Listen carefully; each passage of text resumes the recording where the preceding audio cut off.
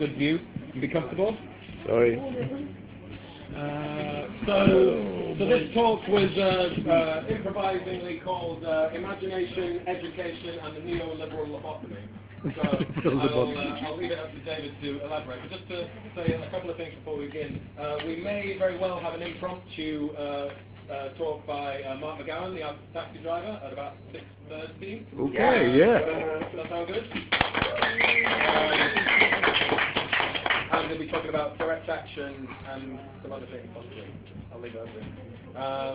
But anyways, just a 30-second reminder that this is a free education space. It's about demanding and winning and building a movement for a free education for everyone as a foundation for a decent society. Big act, but ultimately necessary. Also free from certain things, free from corporate influence, state violence, austerity, all those kind of things. And if you like what we're doing, please support it. We're up for people offering to do events and talks, workshops, and we also have a book to sign in so we can keep you up to date with emails and a donation thing as well. But anyways, we'll do. Anyways, over to David. Hey, how did that phrase lobotomy come about? It was when we were writing up the statement for the space. There was a lobotomy in there somewhere, wasn't there? And maybe it had to be taken out. It was kind of a conversational thing, and we all went, "Oh, that's nice." Actually, somebody misheard somebody else and thought they said lobotomy. It's about imagination. Yeah. All right. Brilliant. That's an amazing thing. Yeah, so it was a beautiful example of sort of surrealist free association. We just had misheard each other and we came up with a much better phrase than we would have otherwise. All right, so I'm going to talk about the neoliberal lobotomy of the imagination. And I guess it's just a compendium of some things I said before, but I think it's really important to say here because, I mean, perhaps I'm an inveterate optimist, but I really think we're at a point where things are starting to turn around or have the potential to do so. We might be at a really key historical moment. I think that the attack on education in this country is really significant. The fact that they went after education. I've often said, 2008, in 2008, in a way, almost all of the traditional ideological underpinnings of capitalism and neoliberal capitalism almost completely fell apart in an instant. For decades, for a generation, they've been telling everybody incessantly the same story, which was that there is only one possible way to run an economy, there is only one possible way to run a society, there's only one thing that actually works. That there are these people, these sort of financial geniuses, and they're not very nice people, we're not supposed to like them, but they're the only people who understand value, they're the only people who know how to keep an economy running. They have this incredible wisdom. All of the smartest people in the world are sort of accumulating in the city and in Wall Street, creating these amazing computer programs. They have these astrophysicists who come up with these all these things you couldn't possibly understand. You have no idea what these guys are doing. Don't even try to think about it. They're much wiser than you. Because they understand value. They understand what things are really worth. And our entire society is really reorganized around this economic model of value. And it goes all the way from the forms you have to fill out every day, the sort of bureaucratization of life, to the city, which is sort of, in a way, it's the ultimate, apotheosis of the principle of bureaucracy, of taking paperwork and turning it into the way of actually creating value. Suddenly in 2008, we realized the entire thing was a complete lie. Markets don't run themselves. These guys are idiots. They have no idea what they're doing. They destroy the entire world economy because they couldn't understand the value of their own financial instruments. So basically, the entire excuse for why we were supposed to put up with all this shit, the rising inequality, the lack of democracy, was gone. Complete ideological bankruptcy. So what do? The first thing they do is do a full-fledged attack on the higher educational system. And that's really interesting, because if you think about it, it makes no sense, right? Here we have the educational system. It's got a lot of problems. It's trundling along and educating people and doing a fairly good job and certainly not destroying the world economy. Here you have, so one system's working okay. You have another system doing its job so badly it almost destroys the world. you'd think a logical, rational approach would be to take the financial system and make it a little bit more like the educational system. Instead, they say, no, we will take the educational system and make it more like the financial system. Now, this is not a practical decision. It can only be understood as a purely political ideological attack on what these guys must have been thinking is the best defense is a good offense. We've got really no more justification for what we do, but we got to take out the opposition. Where are new ideas about value, new ideas about society, new ideas about what an economy even is or is for going to come out of? Well, the only place likely to produce these things is going to be the higher educational systems. They're the people actually have the resources to go through history and know what other things have been done, historical contextualization of our current situation. So we must immediately subordinate that system to the logic of capitalism. So, even discussions over whether capitalist value is meaningful or important have to be discussed in the rubric of this will only be legitimate if it itself produces capitalist value. It was a political move. And I think that one of the things that really inspired me about the student movement about 2010 is pretty much every single occupation, the first thing that when they declared their founding principles, the first thing they set out was, education is not an economic good. It is a value unto itself. Understanding the world, we don't understand the world because it will get us more goods and services, or a higher standard of living. The reason we want to have a higher standard of living is you can go around understanding the world. Anything. I remember at Milbank, very clearly, I actually talked to a reporter from the Telegraph. I'm not sure why, but sometimes you can get a message through. And she actually wrote down what I said. I was kind of surprised. And I said, I find the situation very paradoxical because these people broke a bunch of glass, and everybody's going to be representing us as barbarians, right? But think about the word barbarian. It goes back to ancient Rome. People didn't call the Goths and the Visigoths and the Ostrogoths and the Vandals and all this for the Huns barbarians because they broke stuff. I mean, Romans broke a lot of stuff too. The reason they were called barbarians was because it was assumed they had no interest in art, in culture, in music, in philosophy. They were just interested in money and power, and that's all they cared about. Well, who are the barbarians then? The guys breaking the glass are doing so because they aren't barbarians, and they're seeing this as an onslaught by barbarians who only care about money and power.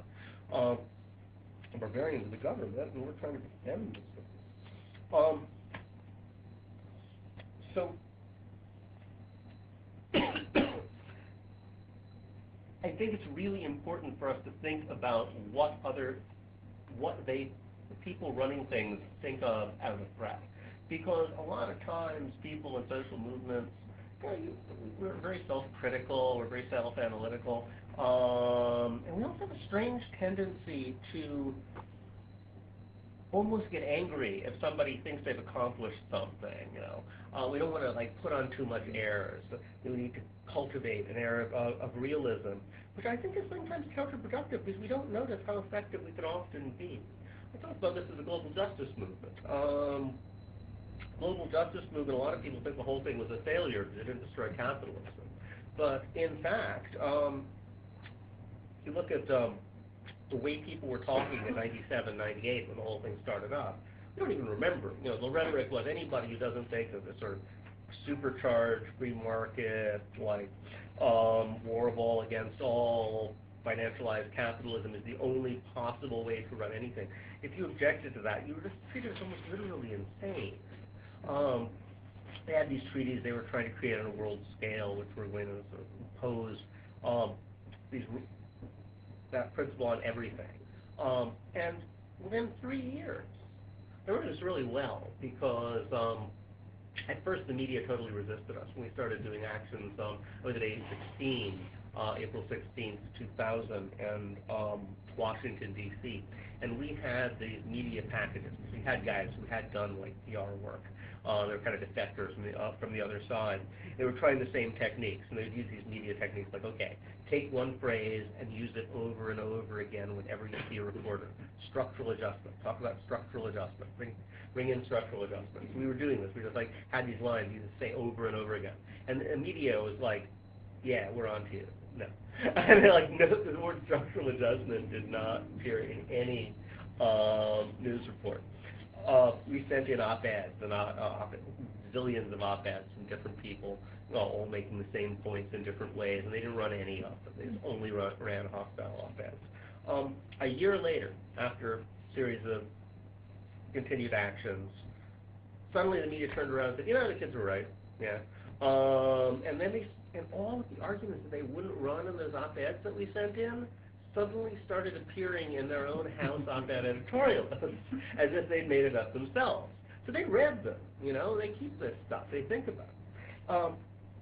And in fact, you know, even though we think of the global justice movement as this terrible failure, or a lot of people do, because it can completely destroy all forms of neoliberalism, but globally the third world debt crisis basically ended. And the third world debt crisis basically ended because, partly because of the '98 crash, but largely because of Argentina, where there was a movement to delegitimize the government. It was basically based on the principles of the global justice movement, or so known as que se vayan todos.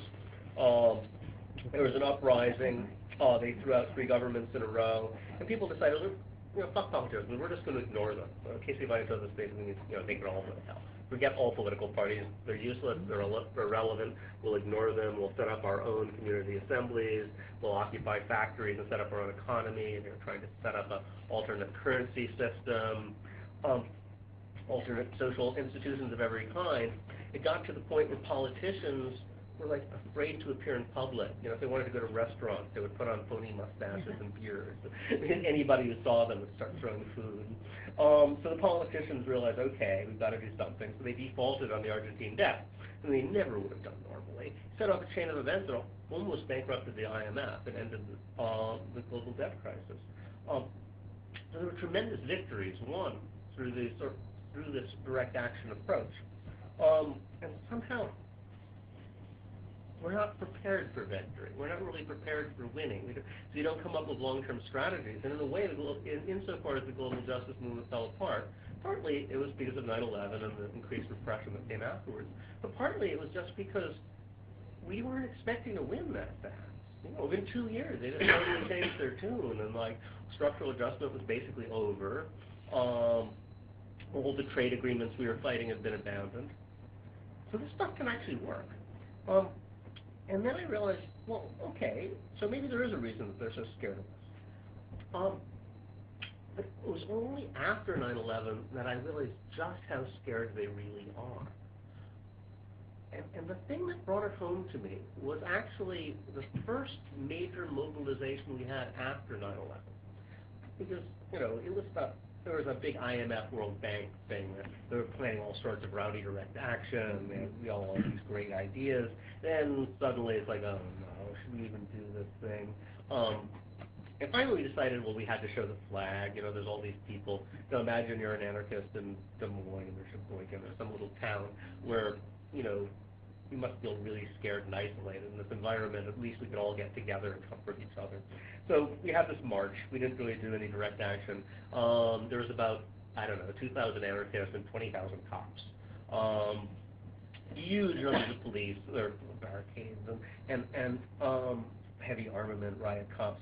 They stood us right next to the World Bank building, which is interesting because the World Bank building, they never let us anywhere near it normally. And I realized why. It's entirely made of glass. So they parked us right next to the World Bank building, and then they kettled us and wouldn't let us go for 2 hours. It was like, come on, guys, throw it right. They really wanted to beat us up. And of course, we weren't that stupid. We just sat there 2 hours. I think we tried to order a pizza to see if they'd let us through. We're doing things to entertain ourselves. Finally, we negotiated something and they let us go. We left feeling kind of miserable and powerless and defeated. And didn't really do anything. And I thought, well, that's depressing, until I talked to someone who's a friend of a friend of someone who's been at the meetings. This is the IMF and World Bank, two of the most powerful institutions in the entire world. And they were saying, yeah, I tried to go to the meeting, it sucked, it was horrible. I mean, like half of us couldn't even get through. There were 18 different layers of security, and there were barricades, and there were security checks at every point, and half of us didn't even want to go. We just telecommuted, and they canceled all the parties, they canceled the ceremonies. So they were just miserable. And I realized, wow, these are the most powerful people in the world, right? And the police and the authorities were willing, and obviously getting permission from the highest possible level, were willing to completely destroy the parties of the most powerful people, some of the most powerful people on Earth, just so that 2,000 anarchists can have a miserable day. Now think about that for a moment. They must think we're really important. I mean, what do they care if we have a bad day? And then I thought, if that's the case, well, a lot of other things make sense too, like the war in Iraq, which America lost, right? I mean, there's no troops in American troops in Iraq. Iraq is now an Iranian ally. You couldn't really lose more badly than that. Why did this happen? Well, the reason why it happened was because the top priority of everybody planning the war in Iraq was to prevent mass protests on the stuff that we saw, like we saw in Vietnam. A lot of these guys, they were in college during Vietnam, they remember this, they remember the whole counterculture, maybe they even thought they were part of it at the time. So they were just like, whatever happens, we can't have something like that. So they came up with this formula. This was widely bruited about in government circles. Like, for every American body bag, there'll be 20 protests. They had some numbers. So they had to figure out a way to make sure as few Americans died. Critical injuries, they didn't mind so much, but death, dead Americans. So they set up terms of engagement which would guarantee very few American deaths. The problem is the only way to set up terms of engagement that would guarantee very few American deaths was to open fire immediately in all these situations full of civilians. So they ended up killing lots of women and children, and then people ended up incredibly angry, wanting to take revenge. Soon there was a vast guerrilla force. Nobody really liked them. Everybody wanted them out of the country. The way I put it is, it's almost as if the American army in Iraq was ultimately defeated by the ghost of Abiy Hoffman. These guys were so obsessed with not allowing some movement like that to happen. They didn't even care if they lost the war. So they don't care if they shut down the IMF meetings, to prevent protests against that. They don't care if they lose the war in Iraq to prevent a mass anti-war movement. It starts making me think, well, maybe this is a systematic thing. Maybe this is the way the entire system is set up. They're so obsessed with preventing mass opposition because they realize they're intellectually bankrupt. And it's the reason why they go after the education system. What could be more stupid than going after the education system here in the UK? I mean, what do we got, right? They've already destroyed pop music when they got rid of the dole. Now they're going after the education system. I mean, what are they going to have left? They're going after the arts. They prioritize this ideological victory over actual economic viability in every case.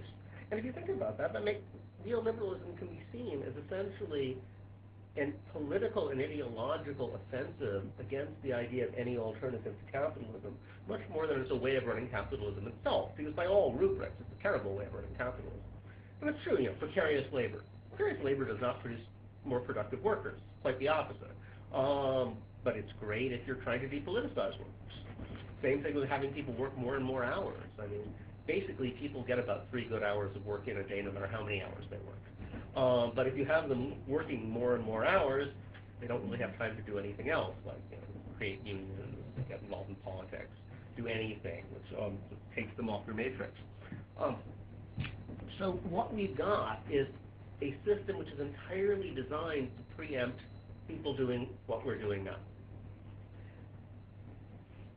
So much that we think of ourselves as a kind of marginal, helpless movement, the people running things do not think of us that way. They think of us as the major threat.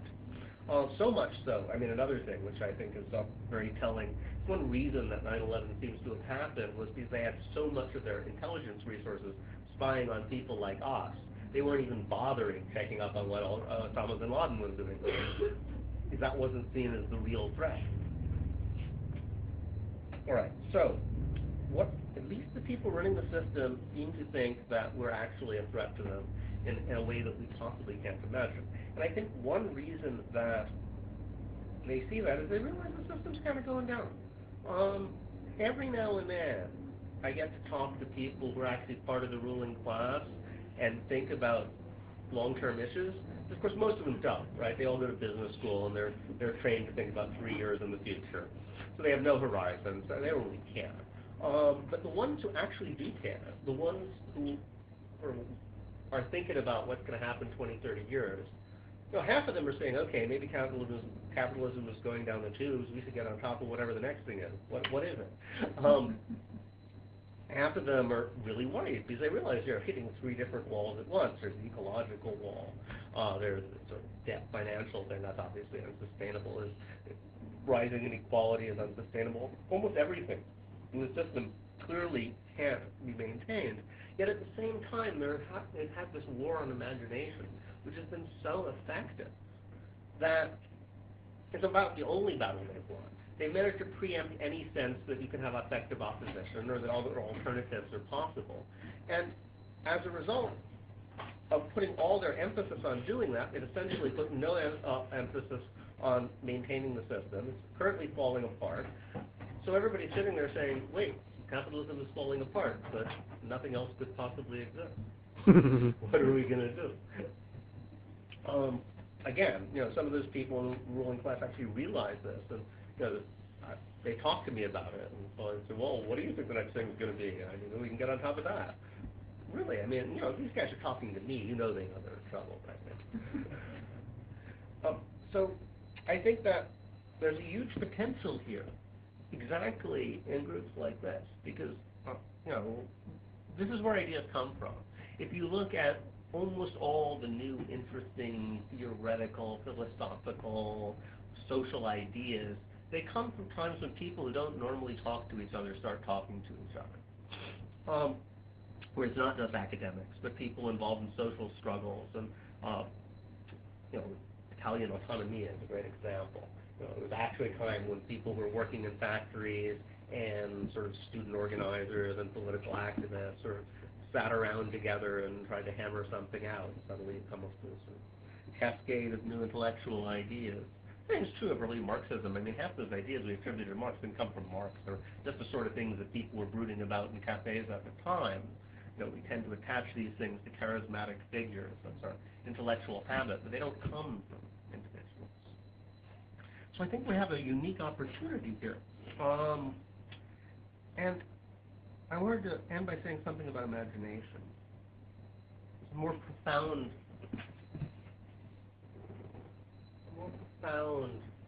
issue about imagination and violence that tells us something about the real political importance of what we're doing here. It actually was a realization I had to do with a car. It's strange. I was in a group called the Direct Action Network. And the Direct Action Network in New York was a dispersed, decentralized, consensus-based, directly democratic network. We pulled off a lot of really successful direct actions over the years. And one time we had a bit of a crisis. Somebody gave us a car. You wouldn't think this would be a bit of a problem, not that much of a problem, but it turned out it was a big problem because if you have a car, well, a dispersed, decentralized, consensus-based network can't own a car, right? If you have a car, you have to be either an individual or you have to be a corporation. And obviously, if we incorporated ourselves, we could own a car, we could become a nonprofit. But then we had to be an organization, we had to have a board of directors, we had to have a treasurer, and they stipulate exactly your organizational form you have to have if you're a corporation. So we didn't want to do that. So we thought, okay, we'll just get one guy, and he'll claim to own the car, and really the car will be owned by the network. But then that didn't work because, like, he had to write permission for anybody else to ride it, and, you know, the car got hauled off. He was the one held economically responsible, and eventually, you know, the thing was just such a pain in the ass that we decided to hell with it, and we had a little fundraiser. We gave up, you know, got a bunch of sledgehammers. Anybody gave $1 to smash up the car, and, you know, we made some money on it. Basically, we had to destroy the car. And I thought about this, and I thought, you know, this is really interesting. I think it gives a hint as to why people think that utopian forms of organization, democratic organizations, are somehow unrealistic. So everybody say, oh, you know, it's a nice idea, but it's not going to work, it's unrealistic. Maybe what kind of reality are they talking about? Well, is it, you know, we have this constant problem. Whenever we get a large, heavy object, you know, that seems real, people think, then we have problems. And it's not because it's more difficult to manage a large, heavy object democratically. The reason is because it's really hard to hide a large, heavy object from the authorities, and they regulate it. If you have a building, there's a code. If you have a car, you know, there's all sorts of rules about the insurance, about this, about that. It's all pretty carefully regulated. And the guys with the guns and the sticks and so forth can come and enforce it. And we're actually completely surrounded by thousands and thousands of tiny regulations that affect every aspect of our lives that we don't think about, because we don't like to think about violence.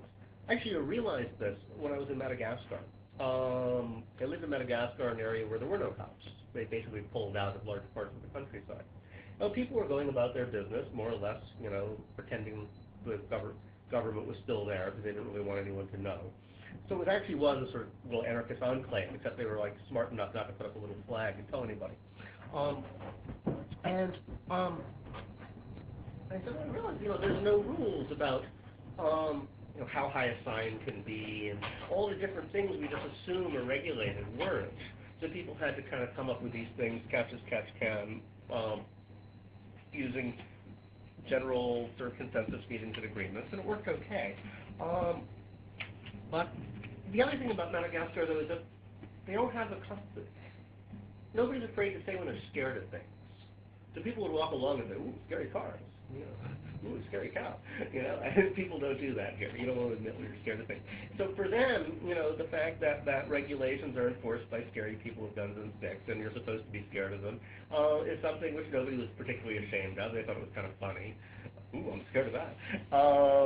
And you know, it made me realize that, you know, we're surrounded by these things that are threatening us with force, which is, of course, a euphemism for violence. And we forget it's even there because we're embarrassed by being afraid. But this is especially true of these big things. So, in a way, you know, the car is surrounded by rules because it's big, it can be identified, and guys with sticks and guns will come and round you up if you don't have your license plate right. You know, it's interesting because we think of police, right? We think of police primarily as intervening in cases of violence. But of course that's not really true. Most of the cases of violence, the cops don't get involved. Cops will only get involved in violence if somebody's injured or killed because then there's paperwork. So cops are really about regulations and paperwork and documentation. So, you know, major things cops do is enforce all these tiny regulations. People, sociologists who follow cops around say this, but, you know, maybe about 3% of things that police do on an average day have anything to do with crime. It's all this enforcement of little regulations of different kinds, but all with, you know, the threat of violence behind it. So this violence gets absorbed into the things. We don't want to think about the fact that we're driving in a certain way, we're setting things up in a certain way, or we're organizing things in a certain way because people will beat us up if we don't, or threaten to do so. So the violence gets absorbed into the sense of reality of these big, heavy things. And think about the word real estate, right? You know what that's from? It's not from race, meaning thing, it's from real, meaning king. Real estate belongs to the king. You know, sovereign power, large, heavy things ultimately belong to the king, especially here, right? London is owned by basically 6 people, and ultimately, you know, they get their power from the royal family. So it made me suddenly realize that there's the real difference between the left and the right is an assumption of what could be called political ontology. And often I hate the word ontology and try to avoid it. But I think this is a legitimate use of the term. In that, what I mean by ontology is what people think is really real. You know, when people say, oh, come on, let's be realistic, right? So take international relations. There's institutionalists and realists, right? Institutionalists say that it's like, you know, structures like the UN and treaties and, you know, that create are the basis of relations between nations. Realists say, nah, it's all about force. You know, nations will pursue their self-interest through whatever means they have available. But the idea of a nation pursuing its self-interest, is that real? I mean, nations aren't real. They're fantasies. They're things that we say that exist because we say they do. The idea that a nation has an interest, like France's interest, and France doesn't even exist, let alone have an interest. I mean, there are people in France who control the government who have different interests. But, so it's absurd to say that's realism. Why does the French or British national interest seem real to us? Well, because it can kill you. You know, because it can marshal violence. So it might as well be real because, you know, it can blow you up. So ultimately, you know, real estate is real because it belongs to the state authorities who can beat you up if you say otherwise. National interests are real because they can shoot you. And there's a sense, also, I think that's the key to right-wing political discourse, that the ultimate reality behind things is the reality of the violence and force. When people say, yeah, let's be realistic, what's really going on here? What they're ultimately talking about is violence. The difference between that and left-wing political discourse, the whole tradition of the left, and this is what really is the distinction in the left and the right, is that when left people are saying, let's be realistic, what are they talking about? Like Marx. It's all about production. You know, somebody's making this stuff. We don't talk about that. We don't think about where this stuff comes from. We see all these things as if they just appear out of nowhere. You know, so the reality is creation, not destruction, not violence. So you can have the romantic versions. It's all about creativity, and, you know, Marx did start as romantic. You can have the productive version, but it's always a hidden reality that we're not supposed to talk about. It's like, well, what really runs an economy is production. What really runs society is our creativity. We're creating each other, creating people, creating the imagination, ultimately. And for Marx, you know, that's what makes humans different than animals. We imagine things first, and then we make them. So, in a way, that's the difference between the left and the right. The right are the people who say, when they say, let's get realistic here, what's really lying behind things, ultimately it's violence. And the left tradition has always been that when you say what's really going on, it's imagination, it's creation, it's production. I think that's really important. She developed this notion in a piece on superheroes. Always thought it was very interesting that, like, the only people in a superhero story who are really imaginative are the bad guys. Think about it, right? Right. I mean, and there's this kind of process of identification, because the only person who's actually trying to do something is the bad guy, and the superheroes are purely reactive. They're boring. You know? All they do is fight crime. If you think about it, they're the most unimaginative people in the world. You know, if I could do anything, I would just want to become a cop. Vigilante cop. You know, I could do anything. Come on. But, you know, instead they just sort of sit around and wait for the villains to try to do something. And they have all sorts of ideas, you know, and visions and so forth. But the implication always seems to be that if you have imagination and apply it on a sort of political level, the only possible result is disaster.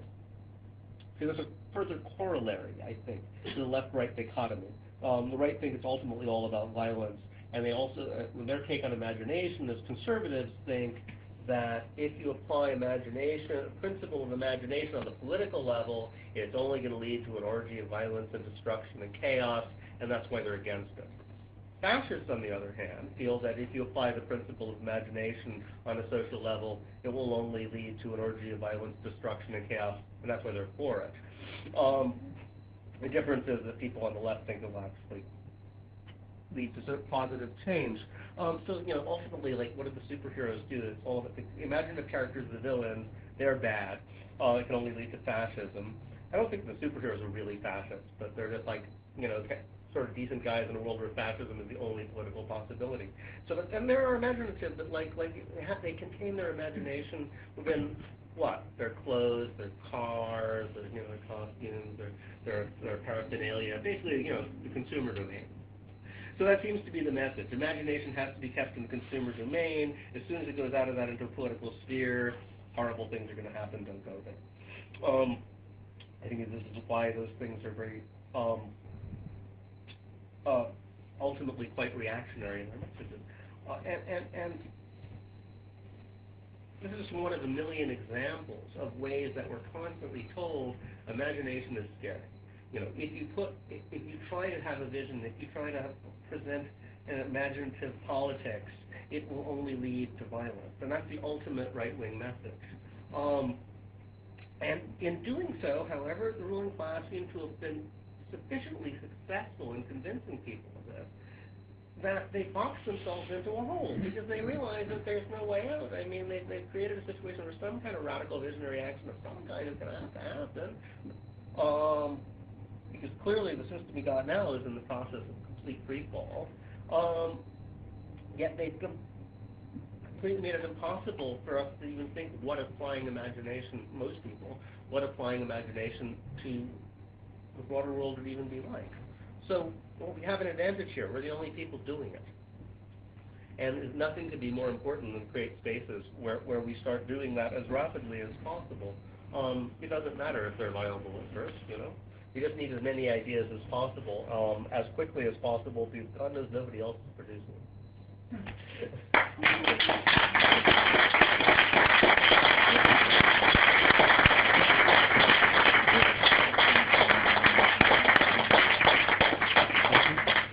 Mid guy?